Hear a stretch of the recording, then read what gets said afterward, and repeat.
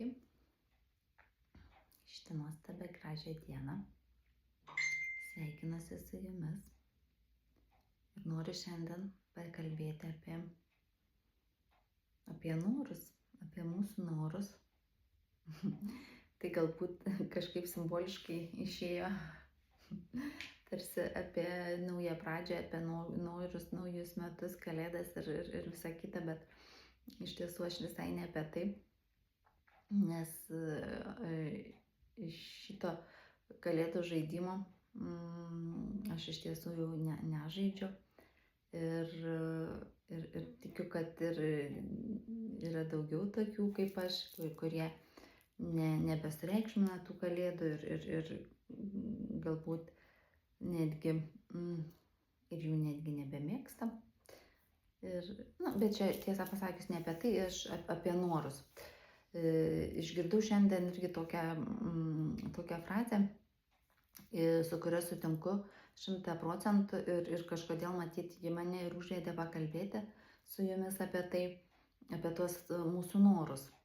Tai frazė buvo tokia, kad norėkim savo norų, supraskim ir ieškokim, ko mes iš tiesų norim, ne ko nori mūsų programos, ne ko mes esam išmokinti ir pripratinti ir įtikinti, kad mes galbūt norim kažkokių dalykų, bet iš tiesų norėti to, ko mes iš tiesų norime. Nes tik tada, kai mes norim savo norų, tuomet tie norai pildosi. Ir norai iš tiesų gali būti labai skirtingi. Ir nors programos įvairios ir sistema ir tas laikmetis dabar, kuris, kai mes esam pripildyti įvairiausių informacijos šaltinių, mes galim tiesiog atsiversti socialinius tinklus ar belenką ir kokią šitą programėlę ar tą patį televiziją tą pačią ir galim ten atsisėsti ir ieškoti pradėti, ko mes čia galėtume norėti ir ko mes čia turėtume norėti. O iš tiesų mes galbūt to net ir nenorime. Ir čia aš kalbu iš tikrųjų apie tai tik irgi iš savo patirties, nes kaip prasidėjo mano sielos evoliucija, tiesą pasakius, tai daugybė norų, kurie buvo kažkada aktualūs ir reikšmingi, jie visiškai tapo nebeaktualūs. Ir kai mes pradedam galbūt susimastyti, pagalvoti, kad tai nebėra dalykai, apie kuriuos mes kažkada galbūt svajojom ir kažko galbūt norėjom, tai yra ženklas, kad atėjo laikas pokyčiams ir kad greičiausiai prasideda sielos evoliucija. O tie norai, iš tiesų, aš iš savo patirties galiu pasakyti, kad kartais labai maži ir nereikšmingi norai, labai maži ir nereikšmingi dalykai, jie yra būtent tai, ko mes galbūt iš tiesų norime. Ir iš tiesų iš patirties dalinuosi čia su jumis, kad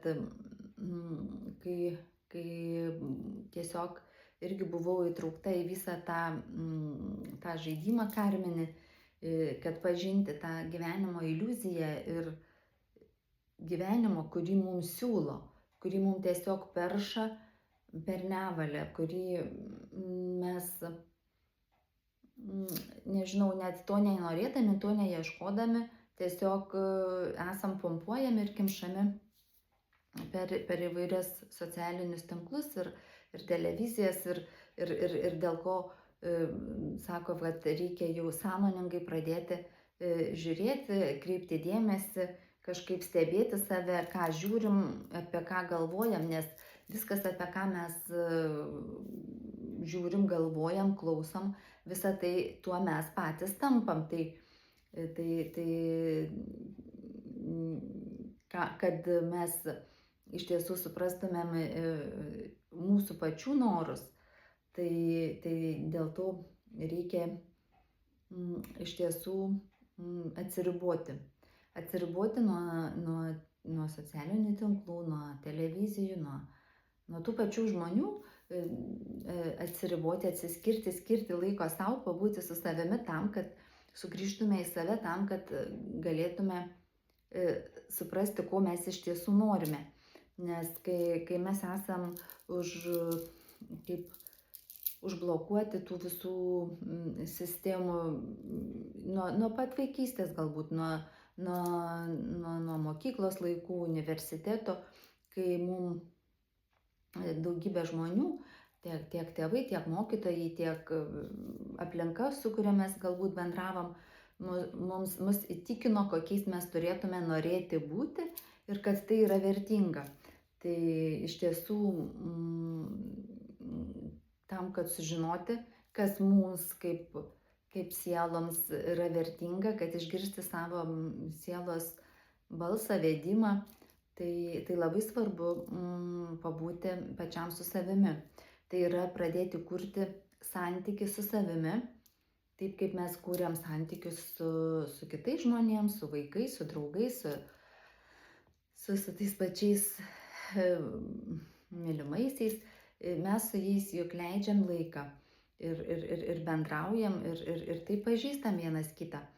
Tai tam, kad pažinti save, iš tiesų reikia būtent ir su savimi likti vienumoje ir pabendrauti su savimi.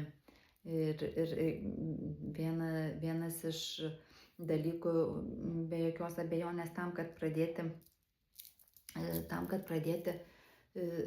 save pažinti, reikia nuraminti tas mintis, tas emocijas ir mūsų protą, kuris ir tą patį ego suvaldyti, kuris blaškosi ir kuris iš tiesų yra reikalingas įrankis mūsų planetoje Žemėje gyvenančiam sielom, žmonių kūnuose. Ir jis neatsiejama gyvenimo Žemėje dalis, tačiau mes turim jį suvaldyti. Tiesiog, jei norim leisti savo sielai atsiskleisti, atsiverti, kas iš tiesų yra labai vertinga ir ko pasekoje gyvenimas mūsų tampa nuostabus iš tiesų.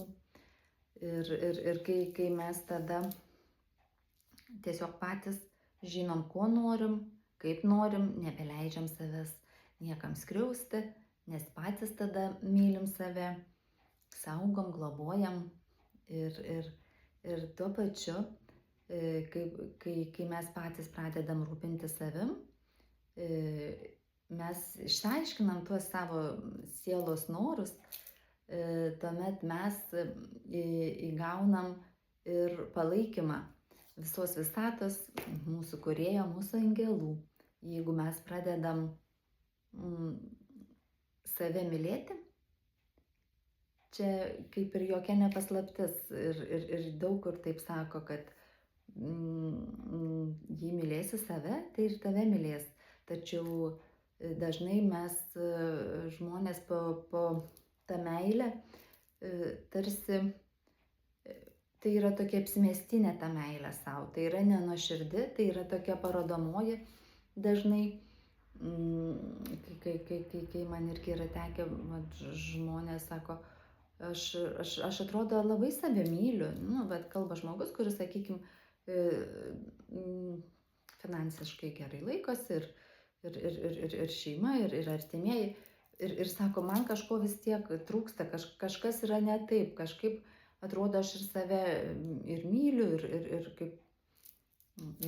ir dirbu, ir ilsiuosi, ir turiu laiko pasportuoti, ir žodžiu, Na, veikla užsiėmus, veiklos yra daug ir kaip ir jinai ir teisinga iš tiesų, tai nėra kažkokia nekenkianti žmogui, žmogaus kūnui ar šiaip kenksminga kažkokia veikla, tačiau žmogus nejaučia pilnatvės dėl to, kad neturi ryšio su savim, tai yra su savo vidiniu aš. Ir galbūt net ir tie norai, kuriuos jie pildo, pildom mes tuos norus kažkokius, kuriuos mums pateikia, kad galbūt veikti tą, galbūt aną, galbūt ten būti tarp žmonių ir ta nuomonė, kad kuo daugiau bendravimo, kuo daugiau žmonių, kuo daugiau užsiėmimų, tai tuo žmogus labiau atsiskleidžia. Tai iš tiesų taip, mes esam daugiamatė asmenybė, daugiamatės būtybės, kaip tokios kaip žemėje. Ir galim veikti daug ir įvairių dalykų, bet esmė yra ta, kad mes turim surasti tuos tikruosius dalykus, kurie iš tiesų mūsų sieloms yra reikšmingi, o ne primesti iš šalies ir iš šono. Tai va, tai šiandien tiek apie tuos norus ir tas laikas dabar žiemos iš tiesų jisai labai tinkamas toks ramybei, pabūti su savim, galbūt užsidegti žvakelę ar tiesiog lempučių šitoje šviesoje, atsisėsti, pagalvoti, paieškoti tos savęs, tos vidinės ramybės ir įsiklausyti į save, nes mes dažnai mokome esam ir mokykloje, ir šiaip knygų prirašyta krūva, kaip ieškoti ryšio su kitais. Oi, viena ta knyga tokia man, kaip susirasti draugų ir ten kažkas tai ten tokio, kur mokina, kaip tarsi žmogus turėtų elgtis, kad jis susirastų draugų. Tai vėlgi, tai visiškai juk nėra apie buvimą savimi. Tai yra apie tai, kad mes jūs išmokinsim, kaip apsimetinėti tam, kad tu turėtum draugų. Tai žodžiu, aš linkiu jums verčiau ieškoti savęs, ryšio su kūrėju ir ko pasekoje iš tiesų mes išmokstam bendrauti ir su žmonėmis, nes mes tada atsirenkame ir žmonės, su kuriais mes norime bendrauti. Tai nebėra taip, kad aš turiu patikti visiems ir kiekvienam, su kiekvienu rasti bendrą kalbą ir draugauti ir norėti, kad ir su manim visi norėtų draugauti. Tai mane ten kažkaip, nežinau, žavėtųsi manimi ir taip toliau. Ir žodžiu, mes tuomet išmokstam atsirinkti ir jausti tiesiog nebijodami, kad mus kažkas atstums, nes mes kažkaip būsim netokie, kaip kažkas tikisi, kad mes turėtume būti. Tai dėl to ir yra labai svarbu tiesiog norėti, ko mes iš tiesų norime, ne ko nori iš mūsų kiti, ne ko laukia iš mūsų aplinka, o ko mes norime. Tai va, ir tada tie norai lengviau pildosi ir tada lengviau yra gyventi ir tada žmogus pasijaučia laisvas iš tiesų, nes jis savo norams įgyvendinti imasi įvairių žingsnių tuomet. Ir kai žmogus imasi žingsnių, jo sielos norai sutampa su tuo, ko jisai siekia ir ketina, ir tuomet visata prisideda ir kūrėjas, ir mūsų angelai, ir mūsų norai pradeda pildytis.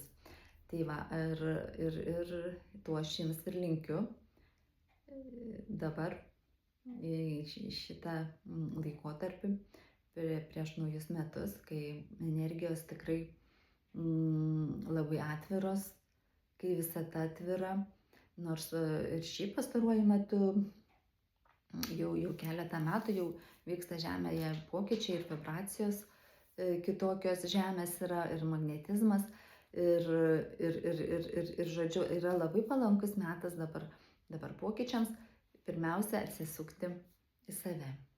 To visiems ir linkiu. Gražaus jums vakaro visiems.